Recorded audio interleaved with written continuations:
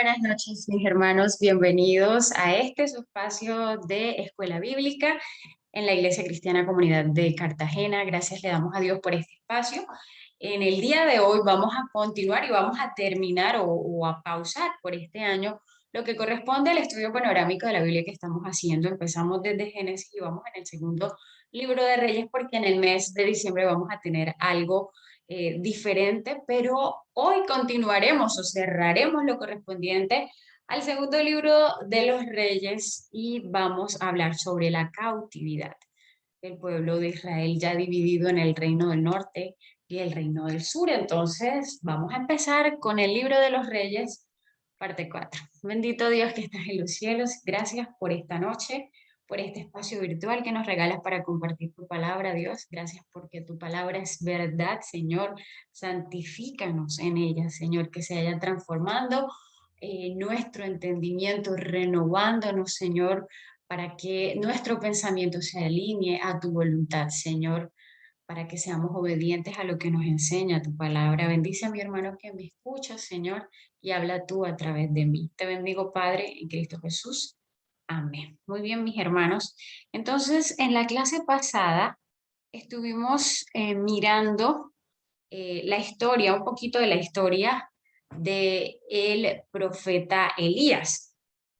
Y en esa parte que estuvimos viendo, analizamos la lucha a la que convocó Elías a los profetas de Baal, donde estos profetas resultaron muriendo, perdieron, fueron los grandes perdedores al punto que perdieron hasta su vida y la extensión de la fama y la gloria de Jehová se había hecho muy notoria y había encontrado su gran expresión incluso en los hechos que se siguen relatando y entre ellos tenemos el relato que nos cuenta la Biblia en el segundo libro de Reyes, en su capítulo 5.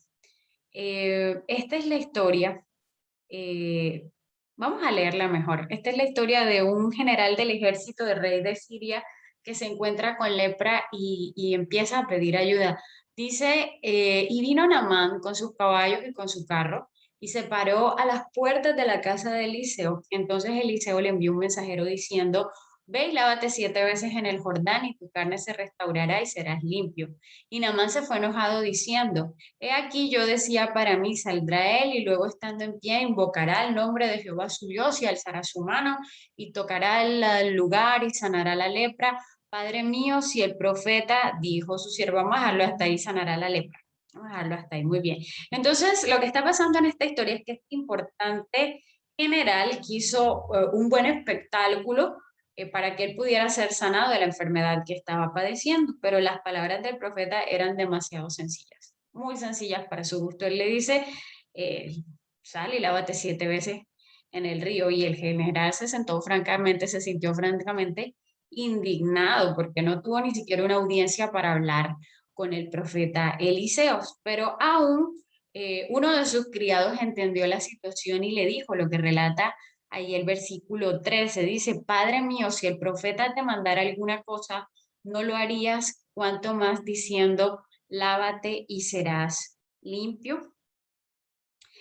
Mis hermanos, en cierto sentido, el problema de Naamán se parece un poco al problema que tiene toda la humanidad. Nosotros queremos como grandes ritos, grandes espectáculos para nuestra salvación, para nuestro socorro en los grandes momentos de la vida, cuando al final de cuentas lo que Dios nos dice son cosas que tienden a ser sencillas y al mismo tiempo complejos. Dice el Señor, cree en el Señor Jesús, dice confía en Él, espera, renuncia, eh, muere, obedece. Esas son las cosas que el Señor nos dice, sé humilde. Naamán necesitaba tener una fe sencilla, una fe, sí, una fe sencilla para poder encontrar salvación o sanidad a su problema. Y el libro de Reyes nos cuenta en ese capítulo 5 que Naamán, el versículo 17, oyó la palabra de su criado. Dice, y fue al Jordán y 7 veces, y fue al río Jordán y 7 veces se bautizó, se bañó, se sumergió en el río para salir limpio de su enfermedad. Y dice que así Naamán vuelve a su tierra diciendo, de aquí en adelante, tu siervo no sacrificará holocausto ni ofrecerá sacrificio a otros reyes, sino a Jehová. Mis hermanos, cuando nosotros entendemos que lo más sencillo es lo más difícil, al final vamos a salir de nuestra enfermedad, de nuestro pecado. Vamos a volver a nuestras tierras sanos y vamos a volver salvos siendo siervos de Jehová. Y esto fue lo que pasó con este general Naamán. Durante el ministerio de Elías Eliseo, vamos a ver historias maravillosas de cosas que Dios hace a través de estos hombres.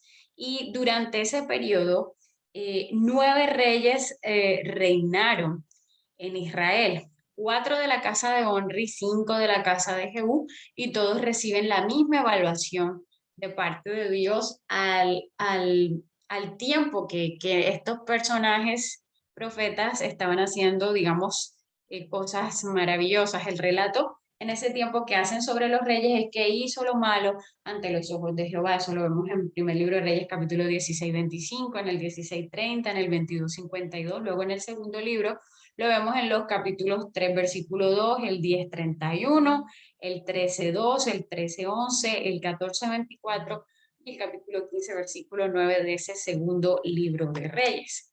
Por su parte, en Judá las cosas iban un poco mejor. Dice que de los 7 gobernadores, digamos que fueron 6 reyes en Israel y una reina en la mitad. Entonces, de esos 7 gobernadores, Josafat hizo lo recto ante los ojos de Dios. Eso lo registra el primer libro de Reyes, capítulo 22, versículo 43. Orán, su hijo, hizo lo malo. Eso está en el segundo libro, capítulo 8, versículo 18. También su hijo Cosías hizo lo malo ante los ojos de Jehová, segundo libro de Reyes 8:27, y después de la muerte de Ocosías, su madre Atalía, que era nieta de Onri y sobrina de acá, reyes de Israel, a los cuales ya de alguna manera conocemos por referencias, dice que intentó ocupar el trono asesinando a sus propios nietos, que eran los hijos de Ocosías.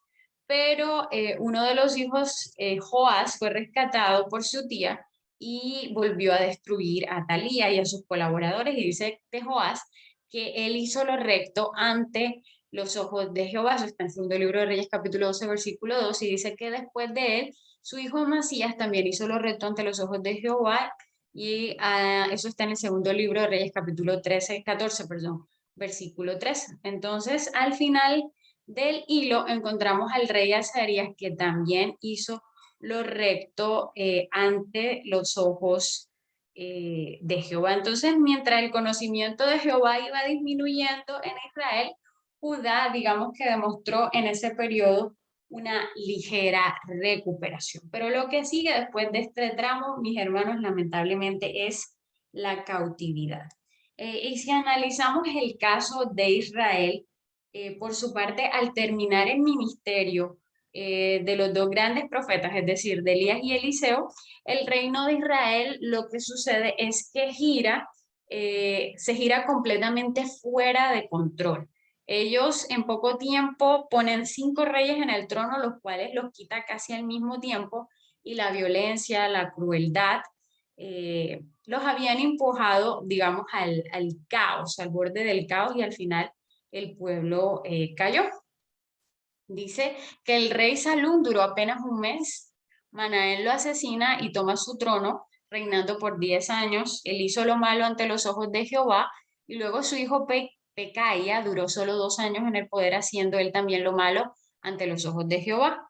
Y como última oportunidad, Peca recibe 20 años el poder, pero como ya podemos entender, él también hizo lo malo ante los ojos de Jehová. El rey, luego el rey Oseas, hijo de Peca, cierra el libro de la historia del reino de Israel. Entonces, él por 9 años hizo lo malo delante de los ojos de Jehová, cuando Dios quitó a Israel delante de su rostro, como él lo había dicho, por medio de todos sus profetas, sus siervos, e Israel fue llevado a cautiverio de su tierra a Siria hasta hoy. Esto está en el segundo libro de Reyes, capítulo 17, versículo 23. Entonces, mis hermanos, la razón del cautiverio es expresada así.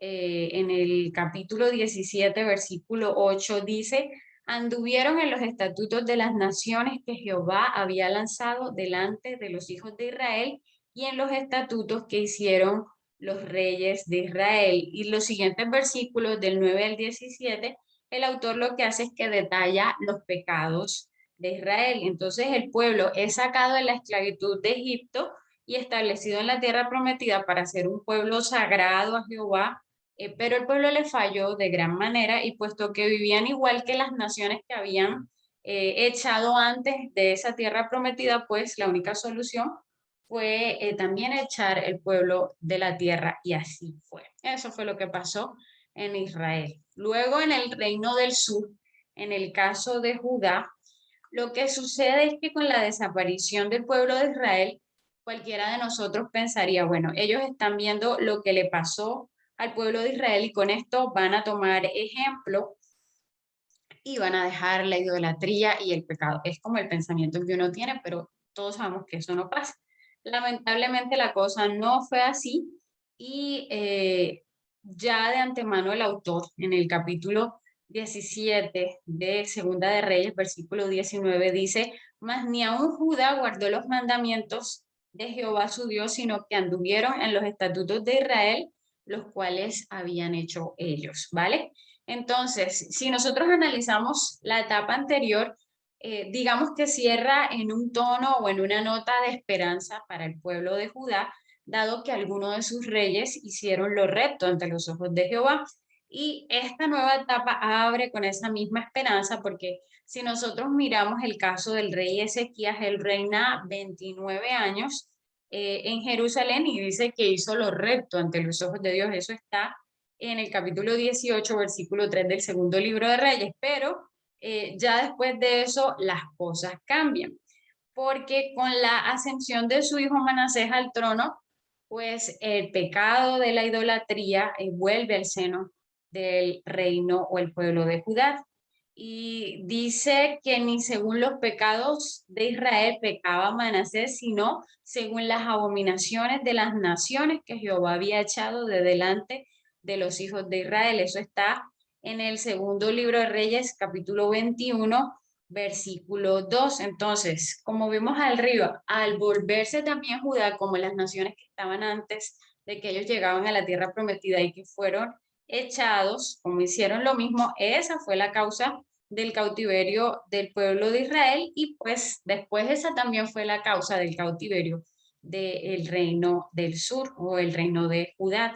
Entonces, por cuanto Manasés, rey de Judá, eso está en el segundo libro de Reyes, capítulo 21, versículos del 11 al 15, por cuanto Manasés, rey de Judá, ha hecho estas abominaciones y ha hecho más mal que todos lo que hicieron los amorreos que fueron antes de él, y también ha hecho pecar a Judá con sus ídolos. Por tanto, así ha dicho Jehová, el Dios de Israel, he aquí yo traigo tal mal sobre Jerusalén y sobre Jerusalén, perdón, sobre Jerusalén y sobre toda Judá, al que lo oyere le reteñirán ambos oídos, y extenderé sobre Jerusalén el corcel de Samaria y la plomada de la casa de Acab, y limpiaré a Jerusalén como se limpia un plato, que se friega y se vuelve boca abajo, y desampararé el resto de mi heredad y lo entregaré en manos de sus enemigos, y serán para presa de despojo de todos los adversarios, por cuanto han hecho lo malo ante mis ojos y me han provocado a ira desde el día que sus padres salieron de Egipto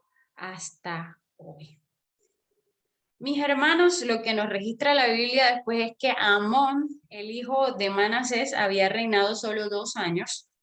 Cuando fue asesinado, pues siguiendo la trayectoria de su padre, también hizo lo malo ante los ojos de Jehová. Y esta amenaza que ya había sobre la casa de Israel y el linaje de David fue repulsado por el mismo pueblo. Entonces ellos terminaron matando a estos asesinos y pusieron eh, al joven Josías. Josías tenía 8 años cuando fue el rey. Y bajo el mando de este jovencito, digamos que hubieron unas reformas en el pueblo. El reporte del rey Josías de su reino es sumamente positivo, dice Segunda de Reyes capítulo 22 versículo 2, e hizo lo recto ante los ojos de Jehová y anduvo en los caminos de David su padre sin apartarse a derecha o izquierda. y durante su reinado el libro de la ley fue encontrado en ese reinado y el nuevo pacto del Señor fue aplicado en el pueblo de Judá. Dice que también además se celebraron la Pascua por primera vez desde la época de los jueces, eso está en el capítulo 23, versículo 22, pero ni aún el buen corazón de Josías fue suficiente para detener la ira de Jehová. Ya ese juicio estaba dictado. Entonces, mis hermanos, la última noticia que nosotros tenemos es deprimente y al tiempo alentadora, porque vemos al rey de Judá tristemente sentado a la mesa del rey de Babilonia, dependiendo de la misericordia de un rey pagano, que ya esto es bastante, eh, no sé, deprimente, lamentable. Pero por otro lado, este tema también lleva en sí la esperanza de una posible restauración de la dinastía de David, como Dios lo había prometido por medio de su pacto.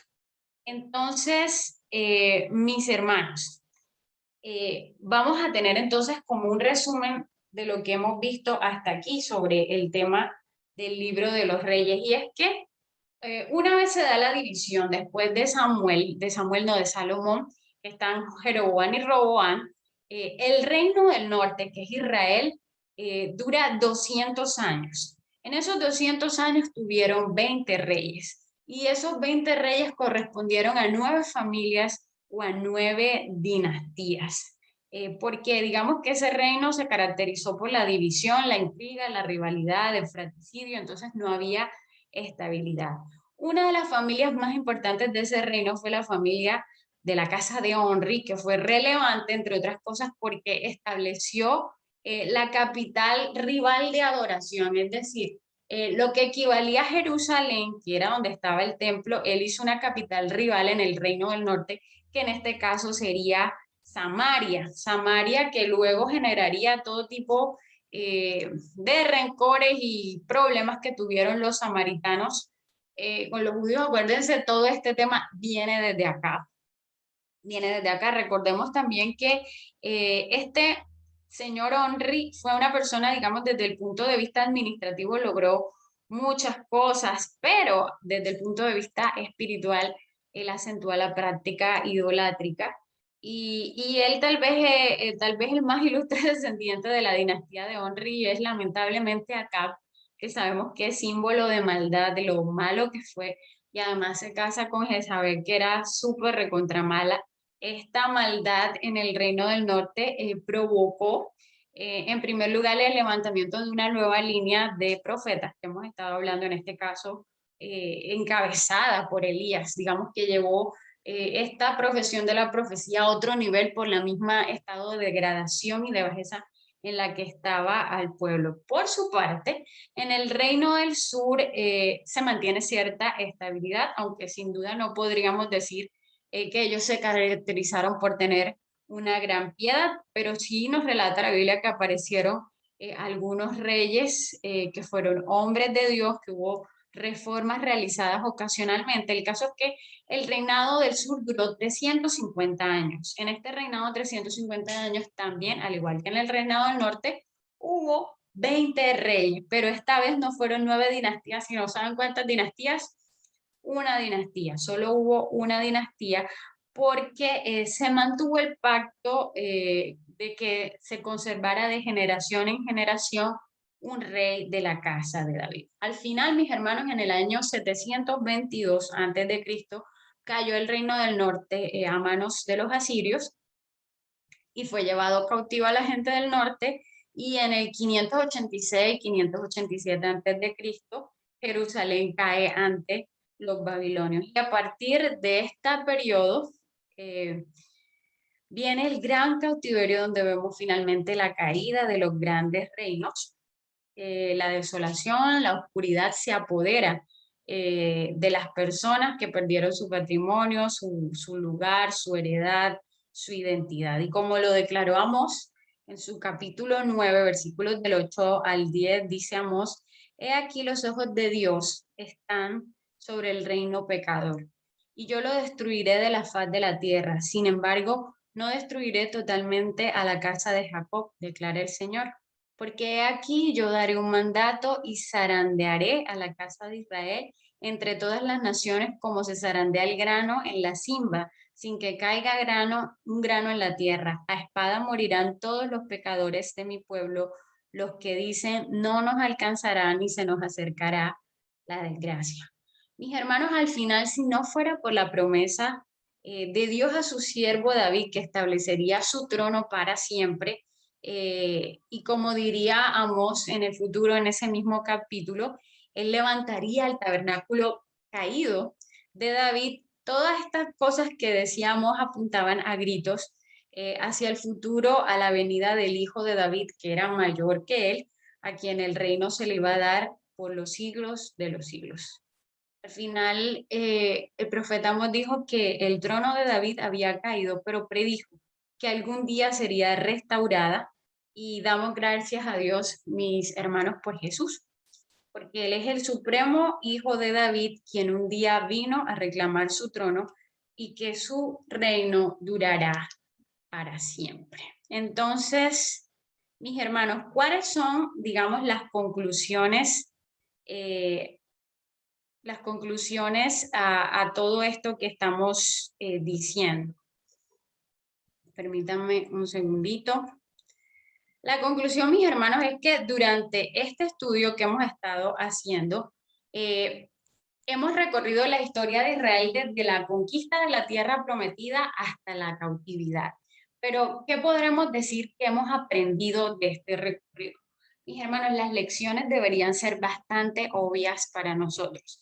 Al principio de su relación de Dios con el pueblo, Dios expresó su deseo de que el reino fuera un reino de sacerdotes, un pueblo santo para el Señor, nuestro Dios.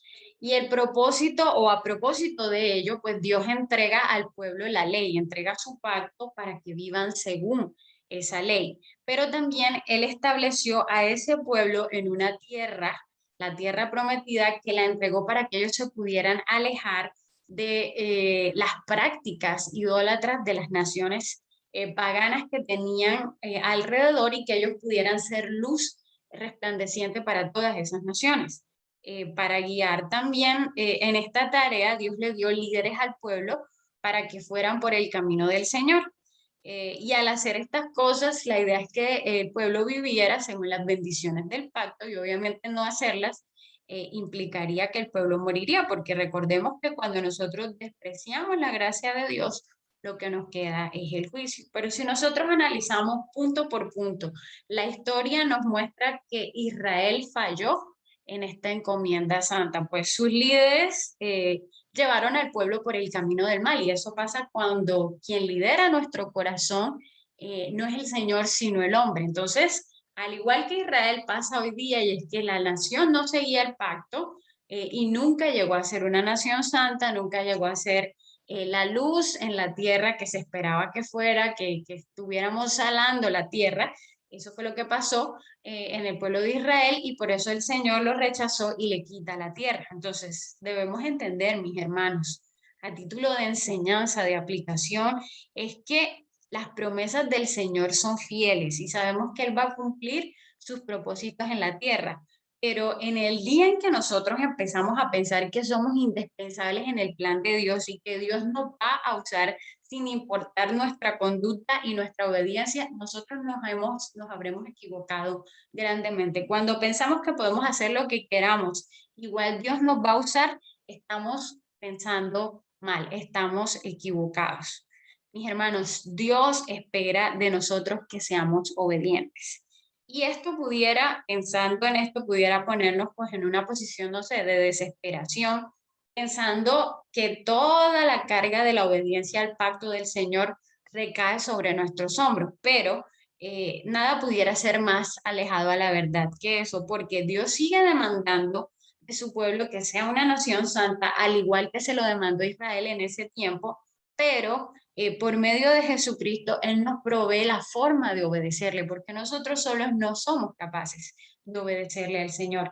Y esa forma o ese medio es el Espíritu Santo en nuestras vidas. Entonces, con la presencia del mismo Dios en medio de nosotros, y a través, en este caso, del Espíritu Santo, nosotros ahora estamos habilitados para obedecer.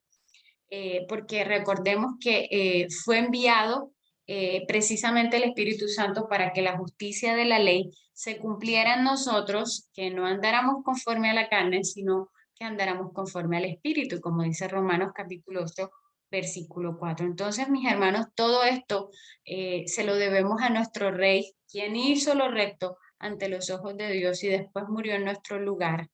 Ese fue nuestro Señor Jesús para darnos a nosotros libertad. Entonces, mis hermanos, con esto doy cierre a lo que corresponde al estudio panorámico por este año de la Biblia. Y nada, le quiero dar gracias a Dios por toda esta oportunidad que nos ha dado de estudiar su palabra, de compartirla, porque nos enseña a través de la historia de otros a hacer y a no hacer. Y también nos deja ver, mis hermanos, que esas cosas que pasaron allá se repiten en lo que estamos viviendo y que las demandas de Dios están en la Biblia desde el Génesis hasta el Apocalipsis, mis hermanos, no han cambiado. Dios sigue esperando y demandando de nosotros que seamos ese pueblo santo, apartado, esa luz en medio de la oscuridad. Pero para eso, mis hermanos, nosotros debemos apegarnos al Señor, apegarnos a su palabra, pedirle al Espíritu Santo su ayuda para obedecer, para mantenernos firmes y no confiar en nuestra propia prudencia y no tener nuestra relación con Él en poco, sino todos los días cultivarla. Que sea el Señor ayudándonos a cumplir ese propósito que Él tiene para nosotros y que sea el Espíritu Santo guiándonos y mostrándonos lo que está mal en nuestra vida, en lo que debemos mejorar y nos dé la disposición para cambiar en aquello que Él nos muestre. Oremos. Bendito Padre que estás en los cielos, gracias por esta noche, gracias por esta oportunidad que me regalas para compartir tu palabra, Señor. No somos dignos, Señor, pero en tu misericordiosa gracia nos paramos acá al frente, Señor, no como quien lo hace bien, Señor, sino como el que más necesita de ti, Señor. Yo solo te pido que traigas a esta tu iglesia ardor y hambre por ti, Señor. Dios, yo te pido que quites de nosotros el estupor, que quites de nosotros eh, la comodidad, el adaptarnos a lo que está pasando en el mundo, Dios, y que todos los días, Señor, nosotros procuremos correr en dirección a ti, Señor, en obediencia a ti, Señor, amando a otros, preocupándonos por otros, ministrando a otros, Señor, y no como egoístas, concentrados solo en nuestros problemas, alimentando esa carne, Señor. Dios, yo te pido que esta historia de Israel, que a veces creemos que está alejada y que se parece más a nosotros de lo que pensamos, Señor, nos ayude, Señor, para evidenciar cuáles son esos ídolos, Señor, que hemos puesto en nuestra vida, Dios, y que los derribemos de esos lugares, Señor, para que seas tú el único que reine, Señor. Perdónanos porque te hemos fallado, Señor. Perdónanos, Padre. Perdona a esta tu iglesia, Señor, a esta tu sierva, a cada uno de mis hermanos, Señor, a esta tierra, a este país, Señor, y permite que todos nos volvamos a ti, Señor. Purifícanos, Padre, y seremos más blancos que la nieve. Señor, haz volver a cada uno de nosotros siempre el gozo de tu salvación, Dios, y el deseo por honrarte a ti, Señor. Dios, yo te pido que se haga realidad esa palabra en nosotros cuando dice, he aquí vienen días, Señor, vienen días donde tú restaurarás, Señor, restaura nuestra vida, Señor, restaura en nuestra iglesia, nuestro país y haznos volver a ti, Padre. Te bendecimos y te glorificamos, Dios, en Cristo Jesús. Amén.